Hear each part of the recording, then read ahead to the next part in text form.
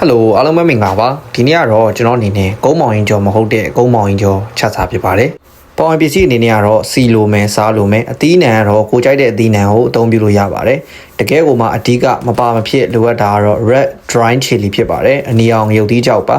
ဝတ်သားကတော့ကျွန်တော်အနေနဲ့အတုံးလေးလီးပြီးတော့တညနှက်ထားခဲ့ပါတယ်နှက်ထားတဲ့အချိန်မှာတော့ကျွန်တော်အနေနဲ့ပဲငံပြားရဲ့အနောက်လို့ခေါ်တဲ့ကြာညို့ရဲ့ငရုတ်ကောင်းမုံရဲ့နောက်ထပ်ကျွန်တော်ပဲငံပြားရဲ့အကြည်ရဲ့နောက်ဆုံး Q0 ကိုသုံးပြီးတော့ကျွန်တော်အနေနဲ့ကိုသုံးမဲ့အသားပေါ်မူတည်ပြီးတော့အနေအများကိုချိန်ဆပြီးတော့ကျွန်တော်အနေနဲ့တညလောက်တော့နှက်ထားခဲ့ပါတယ်ကျွန်တော်ရဲ့အသားပါဝင်မှုပမာဏကကျွန်တော်တို့2ရောက်ဆောင်မှအနည်းဆုံး2ရက်ကနေ3ရက်လောက်စားလို့ရပါတယ်အဲဒါကြောင့်ကျွန်တော်အနေနဲ့အခုလိုမျိုး OG နဲ့ချက်ဖြစ်ခဲ့ပါတယ်ကဲဒါဆိုရင်တော့စားလိုက်ရအောင်ပထမဆုံးအနေနဲ့စီပူပေးထားတဲ့ဒေဟိုတွေကိုငရုတ်သီးအနေကြောင့်ချင်းထည့်ပါမယ်ပြီးရင်တော့ခုလိုမျိုးအရောင်ပြောင်းတဲ့အထိမွေပေးပါမယ်ခုလိုမျိုးအရောင်ပြောင်းသွားတဲ့အချိန်မှာတော့ပို့ပြီးတော့ကျူးဆိုင်ပေးပါဘာလို့လဲဆိုတော့ငရုတ်သီးကြောင့်ကအရန်ဟိုမှာမှုန်ပြီးတော့အနံထွက်လို့ပါဒါပြီးရင်တော့ကျွန်တော်အနေနဲ့နှက်ထားတဲ့ဝတ်သားတွေကိုဒေဟိုတွေကိုထည့်ပြီးတော့မွေပေးပါမယ်နောက်ပြီးရင်တော့မီးလေးကိုခဏလျှော့ပြီးတော့ခဏလောက်ပို့ပေးထားလိုက်ပါမယ်စကားမစကျွန်တော်ရဲ့ဟင်းချက်တဲ့ဗီဒီယိုတွေမှာလိုအပ်ချက်တွေရှိရင်လည်းကွန်မန့်ထဲမှာမှန်သွားပေးပါနော်သားကိုအပူပေးထားတဲ့ချိန်မှာတော့အသီးနှံနေစပြီးတော့လာပါမယ်ကျွန်တော်အနေနဲ့ကတော့ခါကျဲဦးရဲ့နောက်ပြီးတော့ snow pass လို့ခေါ်တဲ့ရွှေပဲသီးတို့ကိုကျွန်တော်အနေနဲ့တုံထားပါတယ်မိတ်ဆွေအနေနဲ့ကတော့ကိုကြိုက်နေတတ်တဲ့အသီးနှံကိုအသုံးပြုလို့ရပါတယ်ဒီနေရာမှာသတိထားဖို့လိုအပ်တာကတော့ကျွန်တော်အခုတုံထားတဲ့ရွှေပဲသီးနဲ့ခါကျဲဦးတို့ကိုကျွန်တော်ပပလေးလေးထားဖြစ်တဲ့အတွက်ကျွန်တော်တို့ဟင်းပွဲရဲ့နောက်ဆုံးကျမှကျွန်တော်ထည့်ပြီးတော့အပုံးလေးပိတ်ပြီးတော့အပူပေးလိုက်မှာပါဘာလို့လဲဆိုတော့ဟင်းသီးတွေကအကြက်မြန်ပါတယ်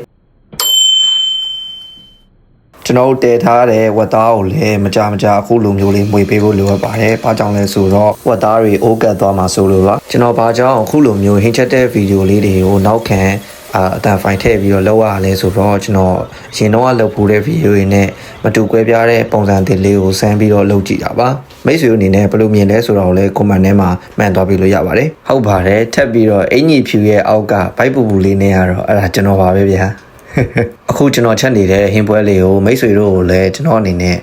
ကိုယ်တိုင်ပေါ့နော်အိမ်မှာချက်ပြီးတော့စားကြည့်စီခြင်းနဲ့ဗျ။ဘာကြောင့်လဲဆိုတော့အိမ်ချက်ဖြစ်တဲ့အတွက်ကျွန်တော်အသားပါဝင်မှုရှိမယ်အသီးနှံပါဝင်မှုရှိတယ်။နောက်ပြီးကျွန်တော်တို့စီတို့ဘာတို့ကလည်းကျွန်တော်တို့ကိုအဆင်ပြေလို့တုံးလို့ရတာဖြစ်တဲ့အတွက်ကျမ်းမာရေးနဲ့ရန်အောင်မှညှညွတ်ပါတယ်အခုကတော့ကျွန်တော်တို့ Sherlock လို့ခေါ်တဲ့ကြက်သွန်ဖြူကိုကျွန်တော်တို့အခွန်နာမယ်အခုလိုမျိုးလေးလီနောက်ပြီးတော့အပိုင်းလေးလီပြီးတော့ကျွန်တော်တို့အနေနဲ့အခွန်လေးတွေကိုအခုလိုမျိုးခွာပြီးတော့မှ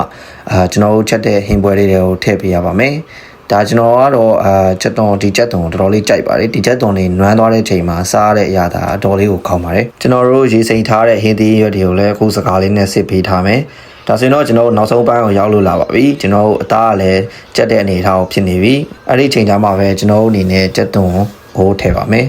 နောက်ပြီးတော့ခဏလောက်မွေပြီးတော့မိနစ်ပိုင်းလောက်ထားပါကျွန်တော်မိနစ်ပိုင်းလောက်ထားပြီးသွားတဲ့အချိန်မှာတော့ကျွန်တော်အနေနဲ့အသီးနှံလေးကိုထည့်လိုက်ပါမယ်အသီးနှံလေးကိုထည့်ပြီးတော့ကျွန်တော်အဖုံးလေးပိတ်ထားလိုက်ပါကျွန်တော်တို့အသီးနှံတွေလည်းကြက်ပြီးတော့နွမ်းသွားတဲ့အချိန်မှာတော့ကျွန်တော်ကတော့ပြောင်းကော်မုံကိုရေနဲ့ဖြော်ပြီးတော့အခုလိုလေးထည့်ပေးပါမယ်ဒါကတော့ကျွန်တော်ဟင်းပွဲပေါ့နော်ကျွန်တော်တရုတ်စတိုင်ဟင်းချက်တဲ့ပွဲတွေတိုင်းမှာနောက်ဆုံးပိုင်းမှာအခုလိုမျိုးလေးထည့်ကြပါတယ်ဒါကတော့ကျွန်တော်ဟင်းပွဲလေးကိုကျွန်တော်အနေနဲ့ပို့ပြီးတော့ပြစ်လေးဖြစ်ပြီးတော့ကျွန်တော်တို့စားရတာပို့ပြီးတော့ကောင်းပါတယ်အားလုံးလည်းကျွန်တော်တို့ထည့်ချက်ပြီးသွားတဲ့အချိန်မှာတော့ကျွန်တော်နောက်ဆုံးပိုင်းမှာပထမဦးဆုံးတော့ကကျွန်တော်တို့ပူပေးခဲ့တဲ့ငရုတ်သီးကြောက်ပေါ့နော်ငရုတ်သီးကြောက်လေးကိုပြန်ထည့်ပြီးတော့ကျွန်တော်တို့ခုလိုလေးမွေပေးထားပါမယ်မိနစ်ပိုင်းလောက်မွေပေးသွားတဲ့အချိန်မှာတော့ကျွန်တော်တို့တကယ်ကိုမှအရသာရှိပြီးတော့တရုတ်စတိုင်ကုန်းမောင်ရင်ကျော်မဟုတ်တဲ့ကုန်းမောင်ရင်ကျော်လေးရပါပြီ